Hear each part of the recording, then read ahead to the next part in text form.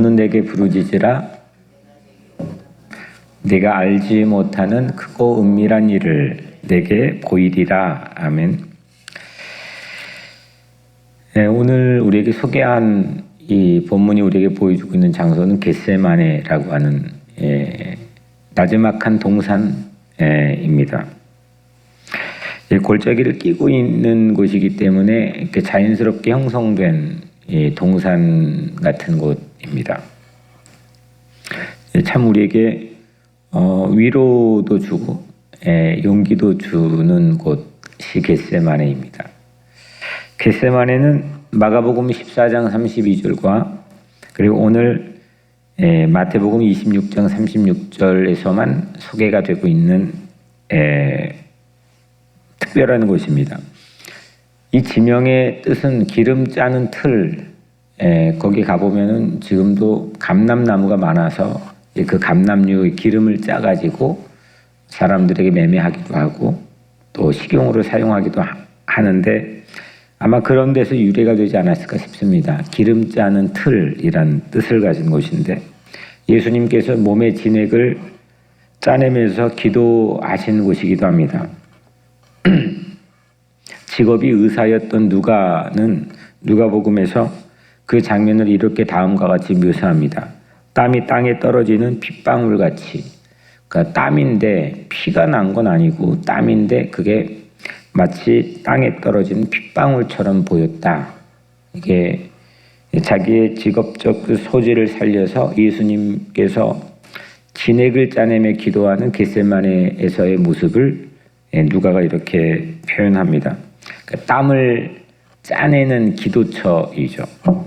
이것이야말로 기도 입김이 서리기까지의 성서가 우리에게 보여주고 있는 진정한 지점 중에 하나일 수도 있겠습니다. 힘들고 어려울 때 교회에 와서 기도 입김이 서리기까지 기도할 수 있는 그런 겟세마네 동산 같은 교회가 뉴욕 우리 교회가 되면 좋겠습니다. 세상에서 실패하고 어렵고 난관에 부딪히고 또 위축되었을 때 교회에 와서 기도할 수 있는 곳이 우리 교회였으면 좋겠습니다. 실은 늘 마음이 거리낌 같은 게 있는데 교회 문을 잠그는 겁니다. 이게 합당할까? 이게 맞는 걸까? 교회 문은 제가 어린 시절에도 잠가 본 적이 없었던 걸로 기억이 나는데 시대가 발전되고 지켜야 될 게 많은 이후부터 그리고 사회가 도시화되기 시작하면서부터 교회 문이 어디 가나 다 잠겨 있습니다. 특히나 이민교회는 소수 인종으로 살아가는 우리들에게는 아주 중요한 어떤 센터 같은 역할을 하기도 하지만 또 한편 위축된 그런 우리 어떤 삶의 모습을 이 교회의 락하는 문화에서 찾아볼 수도 있습니다. 교회는 누구에게나 열려 있어야 되는데 누구나 언제나 어디서든지 찾아올 수 있어야 되는데 그게 한 사람일지라도 아무리 현실이 그렇다 하더라도 열쇠가 필요한 곳이 교회가 아닌데 열쇠가 있어야 들어갈 수 있는 곳이 교회가 아닌데 도리어 교회가 누군가에게 열쇠가 되어야 되는데 그런 자책과 고민이 또 목회 이면에서 있는 게 솔직한 마음입니다. 서로 와서 가져가면 필요한 사람이 가져갔겠지. 그렇다고 교회가 망하나? 또 없어지면 또 그만큼 또 하나님 채워주시겠지. 이런 믿음이나 배포도 없이 광야 40년 동안 생활했던 그 이스라엘 백성들의 삶을 읽을 자격이 우리 과연 있나? 이런 고민이 솔직하게 있는 건 사실입니다. 기도 입김이 서리도록 기도하는 것이 먼저여야 될지 또 이를 위해서 교회 문을 과감히 잠그지 않아야 되는 것이 먼저일지 사실 부족한 저로서도 아리송한 이슈이기도 하지만은 한 가지 분명한 거는 우리 교회가 겟세마네 동산과 같은 그런 교회가 되기를 주의 이름으로 축원합니다. 예수님께서 진액을 짜내 십자가의 보혈의 흔적이 흐르는 교회 그래서 우리들도 언제든지 눈물이 짜내지고 우리의 삶의 진액이 짜내질지라도 그 나 각자의 자신만을 위한 것이 아니라 세상과 하나님의 영광을 위해서 그렇게 살아가는 그런 기도처가 우리 교회가 되기를 주의 이름으로 축복합니다. 공교롭게 오늘 본문이 강 목사님께서 어제 새벽에 설교하는 본문 마가복음의 본문의 내용과 일치합니다. 마가복음의 겟세마네 기도를 이제 어제 강 목사님께서 말씀을 해주셨고, 오늘은 마태가 전하는 겟세마네 동산의 기도입니다. 강 목사님께서는 아버지의 원대로 되기를 기도하는 예수님의 입장에서 은혜로운 말씀을 우리에게 선포해 주셨습니다. 아버지의 뜻을 이루소서, 하늘에서처럼 땅에서도. 마태복음 6장 10절 예수님께서 제자들의 가르쳐 주신 기도, 주의 기도죠. 주기도문. 아버지 뜻을 이루어 주소서, 하늘에서처럼 땅에서도 이루어 주소서. You will be done on earth as it is in heaven. 하늘에서 이루어지는 것처럼, 하늘에는 다 이루어지겠죠. 그것처럼 이 땅에서도 거기 버금가게, 아니 동일하게 그렇게 이루어지게 하나님 내 기도를 들어주소서. 아버지의 뜻을 이루어 주소서. Your will be done.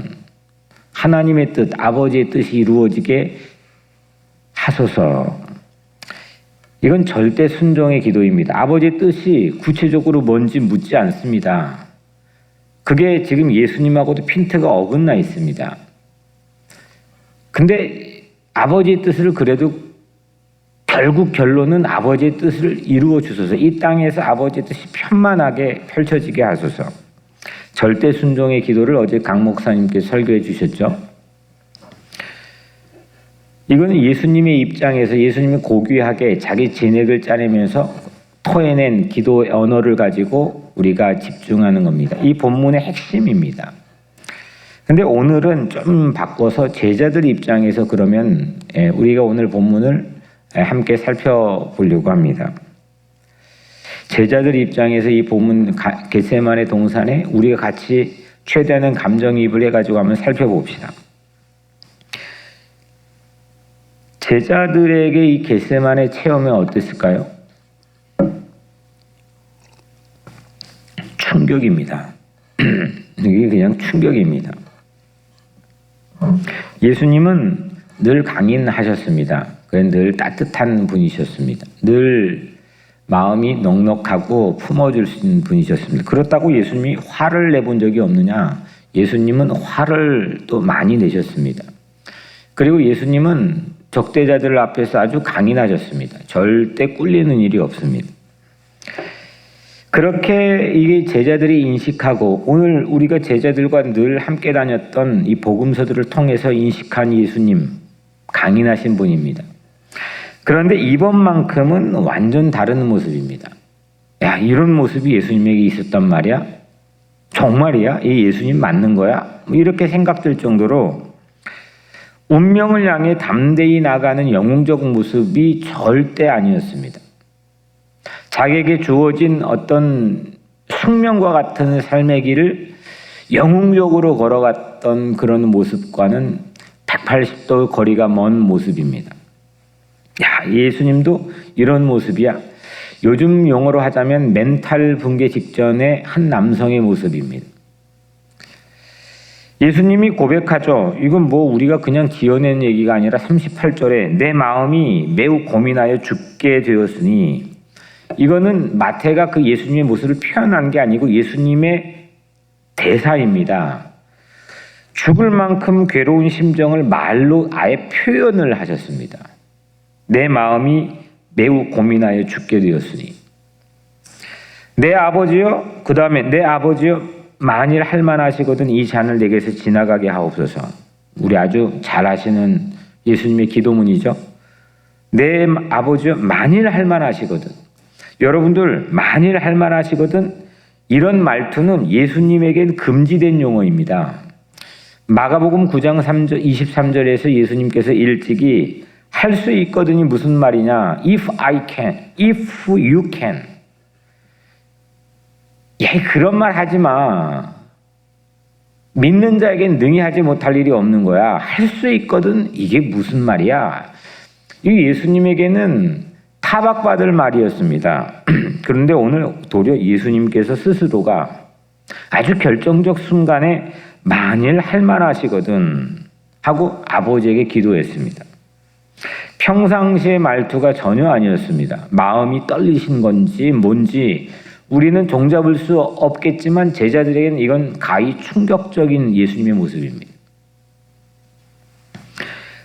그 외에도 시시콜콜이 이 본문을 좀 따져보자면 제자들 입장에 충분히 낯선 예수님의 모습을 제 눈에도 보이는 게 한두 군데가 아닙니다. 예수님은 우리가 인식하고 있는 너무 그냥 고귀하고 너무 완벽하시고 늘 그런 모습을 우리는 그걸 2000년 동안 신학적 도그마라고 불려지는데 20세기 와서 역사적 예수라는 주제를 가지고 진짜 2000년 전 예수가 어떤 모습이냐, 이게 신학, 설교, 강단 모든 거의 주제가 되었죠. 지난 100년 동안. 근데 지난 1900년 동안 우리는 신학적 도그마에 이 진짜 예수님이 어떤 모습이냐보다는 내가 가지고 있는 예수님에 대한 신학적인 옷을 채색을 하고 있는 예수님 모습이 익숙해 있었습니다. 그걸 다 최대한 뺄 수는 없겠지만 제자들 입장에 당시에 겟세마네 동산에서 봤던 예수님은 정말 낯설고 평상시의 말투가 아니셨고 가히 충격적인 모습이었을 겁니다.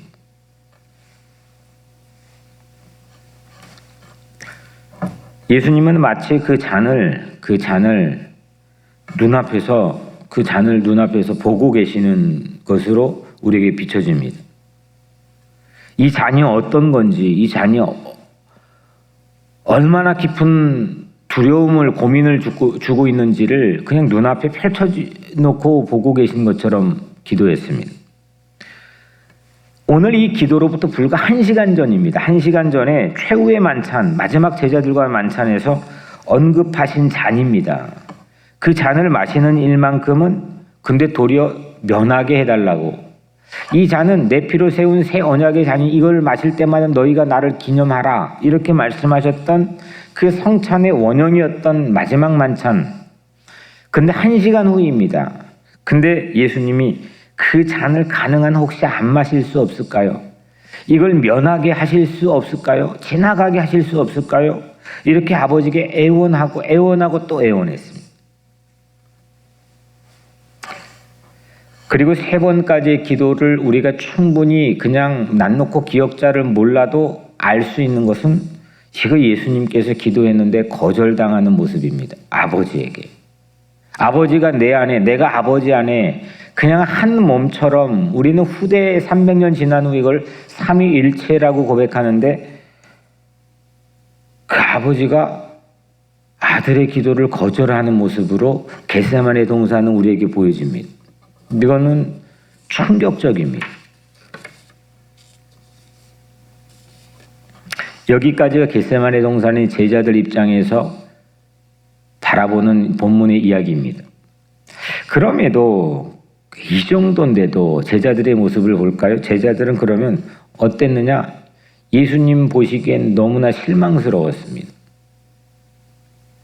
예수님이 죽을 만큼 괴로워하시는데 그것과 달리 제자들은 그냥 곤히 잠들어 버렸기 때문입니다. 예수님은 한 차례, 두 차례, 세 차례 기도하셨는데 그 틈마다, 기도하는 틈마다 제자들에게 와서 보셨습니다. 그러니까 어김없이 다 자고 있었습니다. 분명 첫 번째 기도를 시작하기 직전에 제자들에게 말씀했습니다. 38절, 나와 함께 깨어 있으라. 나와 함께 깨어 있으라. 기도하시던 예수님과 제자들 사이의 거리가 어느 정도였을까요? 39절에는 오늘 39절에 조금 나아가서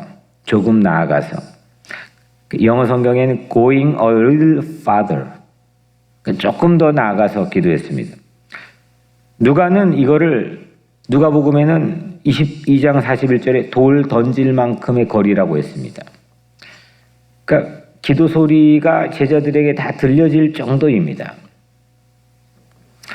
예수님께서 만약 조금 나아가서, 이게 조금 더 나아가지 아니하셨더라면, 그냥 만약에 괴로움 앞에 주저앉아서 그 잔을 아예 자의적으로 피하셨다면 그럴 리 없겠지만 그럼 우리 구원은 없는 겁니다.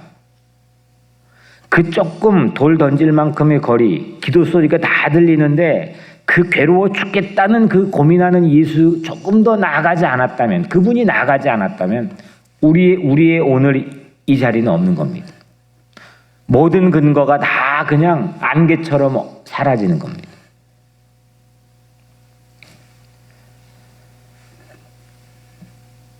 그리고 이 예수님의 모습 때문에 지난 2000년 동안 이렇게 역사 속에서 고난을 향해 조금 더 나아가는, 조금 더 나아가 기도하는, 조금 더 나아가 희생하고 헌신하는 그런 역사적인 이 신앙인들, 선배들이 늘 있었습니다. 그런데 그 조금 더 나아가는 것과 달리 반면에 제자들은 그 거리, 그 돌돌진 만큼의 거리에서 잤습니다. 참 배포가 있는 건지 예수님 표현대로 육신이 약해 피곤했던 건지는 모르겠지만 제자들 입장에서 오늘 우리 본문을 보자고 우리 같이 말씀하고 시작했는데 저는 오늘 이 본문을 읽으면서 예수님의 이 부탁이 우리 모두에게 들려지는 그런 시간 되기를 주의 이름으로 축원합니다. 나와 함께 깨어 있으라. 이게 꼭 자책하는 이야기로만 들려지는 게 아니라 제자들도 이미 그 3년 동안 같이 다녔던 제자들도 이미 다 잤는데 우리라고 별 대수가 있겠습니까? 우리도 연약해 넘어질 때가 있고 잘 때가 있고 쓰러질 때가 있는 거죠. 근데 이 이야기가 우리가 들려졌으면 좋겠습니다. 나와 함께 깨어 있으라.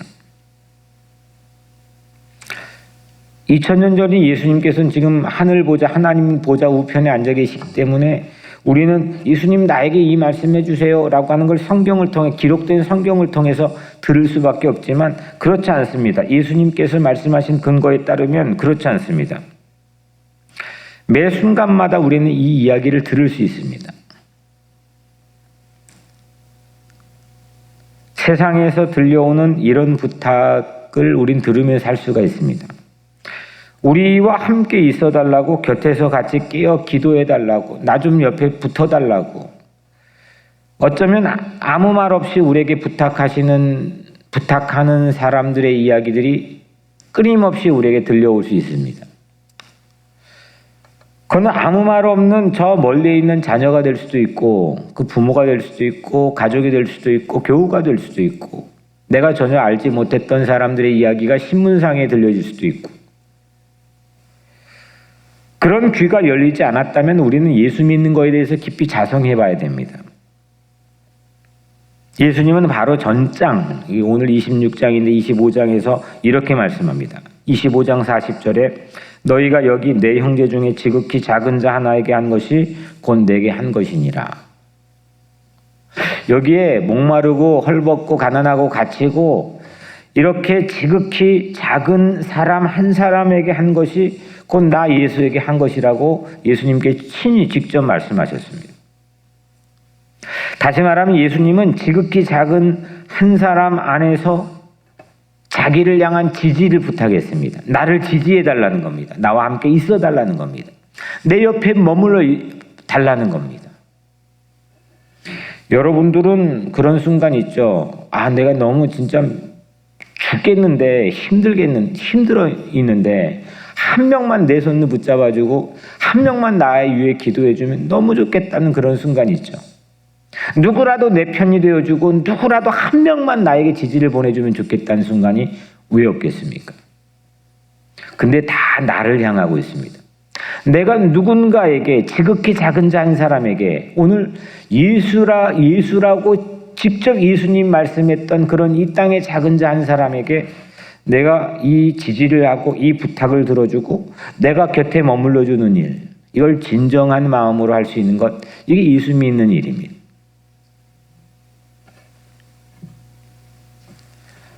거리는, 디스턴스는 상관없습니다. 도리어 거리가 가까워서 잠잘 때도 많습니다. 너무 익숙하니까 아이 뭐 하고 바로 옆에 있는 교우들, 바로 옆에 있는 사람들을 쳐다보지 않고 잠자버릴 때도 있습니다. 예수님처럼 아이 저분 강하잖아, 저분 충분히 뭐 지나갈 수 있는 건데 뭐 다 경험하는 건데 하고 그냥 잠자버릴 때도 많습니다. IT 어느 거리의 고아가 지금 갱의 폭력 앞에 나와 함께 겟세마네 기도해달라고 지지를 부탁할 수도 있습니다.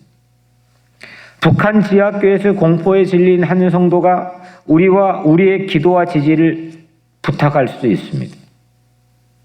아프가니스탄 어느 지하 음습한 곳에서 고문당하고 있는 한 사람이 우리를 향해 지지를 부탁할 수도 있습니다. 우리가 고민하는 것 정도의 이거는 그거 모든 거에 비하면 가벼운 생채기에 불과할 뿐 정말 삶의 막다른 길목에서 우리에게 지지와 기도를 부탁하는 사람들이 있습니다. 아프리카 탄자니아 어느 병원에 죽어가는 누군가가 나와 함께 기도해달라고 요청할 수가 있습니다. 뉴욕에 실직하는 어떤 한 사람이 노숙자 바로 신세가 되기 직전에 우리에게 지지를 부탁할 수도 있습니다. 미주의 한인 동포 6명 중에 1명은 서류 미비자라는데 불법 체류자라는데 우리 주변에 식당 가서 한 20명 있으면 거기 3명 불법 체류자인 셈입니다. 그런데 그들이 우리에게 함께 곁에 있어달라고 기도해달라고 나 좀 붙잡아달라고 말없이 부탁할 수 있습니다. 오늘날 교회는 무슨 예배를 드리고 있는 겁니까?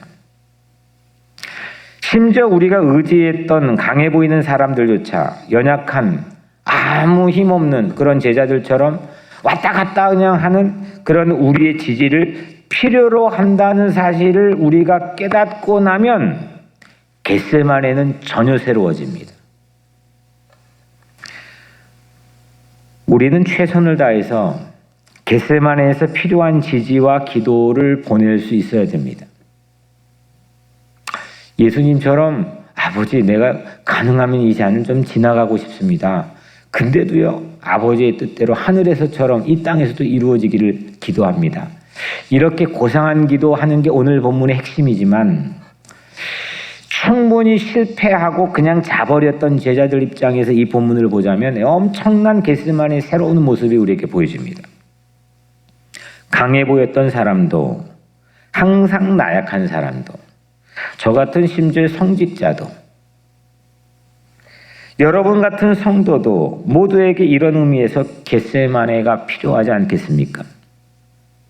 나에게 지지를 좀 보내주세요. 나에게 괜찮다는 말 한마디 해주세요. 내 손 좀 붙잡아 주세요. 이런 요청과 부탁이 우리도 필요하지만 그 누군가에게 왜 필요하지 않겠습니까? 심지어 내가 무너진 것을 느낄 때 우리 각자의 자신이 가야 될 곳이 겟세마네이지 않겠습니까? 저는 그곳이 뉴욕 우리 교회였으면 좋겠습니다. 그리고 여러분들의 삶이었으면 좋겠습니다.